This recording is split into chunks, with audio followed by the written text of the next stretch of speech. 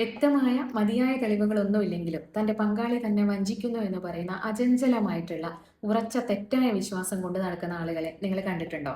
Clinical സൈക്കോളജിയിൽ delusion of infidelity എന്ന് പറയുന്നത് ഈ കണ്ടീഷനെയാണ്. ഇത് തന്നെയാണ് മോർബിഡ് ജലസി അല്ലെങ്കിൽ ഒഥല്ലോ സിൻഡ്രോം എന്നൊക്കെയുള്ള പേരുകളിൽ അറിയപ്പെടുന്നത്.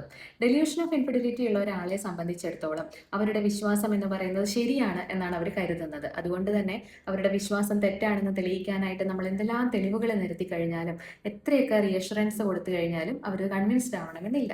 നിരന്തരമായിട്ട് പങ്കാളിയുടെ ഫോൺ ചെക്ക് ചെയ്യുക, അവരെ പിന്തുടർന്ന് പോവുക, അല്ലെങ്കിൽ അവരോട് ഇത്തരം സംശയങ്ങൾ ദൂരീകരിക്കാനായിട്ട് ഇതുമായി ബന്ധപ്പെട്ട ചോദ്യങ്ങൾ ചോദിച്ചുകൊണ്ടേയിരിക്കുക ഒക്കെ ഇവർ ചെയ്യുന്ന കാര്യമാണ്. ഇത് ഇൻസെക്യൂരിറ്റിയാണ്, പോസസീവ്നെസ് ആണ്, ജലസിയാണ്, ട്രസ്റ്റ് ഇഷ്യൂസ് ആണെന്നൊക്കെ പറഞ്ഞിട്ട് ഇതിനെ ലഘൂകരിക്കുകയും പിന്നീട് ഈ പ്രശ്നം വഷളാവുമ്പോൾ ഹോസ്പിറ്റലിലേക്ക് വരികയും ചെയ്യുന്ന സാഹചര്യം ധാരാളം കാണാറുണ്ട്. നമ്മൾ മനസ്സിലാക്കേണ്ടുന്നത് നമ്മുടെ ബ്രെയിൻ തെറ്റായിട്ടുള്ള അൺഷേക്കബിൾ ആയിട്ടുള്ള ഒരു ബിലീഫിനെ, അതായത് ഡെല്യൂഷനെ ജനറേറ്റ് ചെയ്യാണ്. ഡെല്യൂഷൻ എന്ന് പറയുന്നത് മറ്റു പല ഗൗരവകരമായ കണ്ടീഷൻ്റെ കൂടെ കാണുന്ന ഒരു കാര്യം കൂടിയാണ്. അതായത് സൈക്കോസിസിനോടൊപ്പം ബൈപ്പോളർ ഡിസോർഡർ, OCD അല്ലെങ്കിൽ Parkinson's, dementia, alcohol use disorder, ഇതിൻ്റെയൊക്കെ കൂടെ ഡെല്യൂഷൻസ് വരാറുണ്ട്. അതുകൊണ്ട് തന്നെ മതിയായ ചികിത്സ ഉറപ്പുവരുത്തേണ്ടുന്നത് അത്യാവശ്യമാണ്. ഇപ്പോൾ ആൻറ്റിസൈക്കോട്ടിക്സും അതുപോലെ തന്നെ സൈക്കോതെറാപ്പിയും ഒക്കെ ചേർന്നിട്ടുള്ള ചികിത്സ ഇതിൽ വളരെ ഫലപ്രദമാണ്. എന്നാൽ നമ്മൾ ചികിത്സ വൈകിപ്പിക്കുകയാണ് എന്നുണ്ടെങ്കിൽ പലപ്പോഴും ഇത് രോഗിയുടെയും അതുപോലെ തന്നെ രോഗിയുടെ പങ്കാളിയുടെയും ജീവൻ വരെ അപകടത്തിലാക്കുന്ന സാഹചര്യത്തിലേക്ക് നയിക്കാം.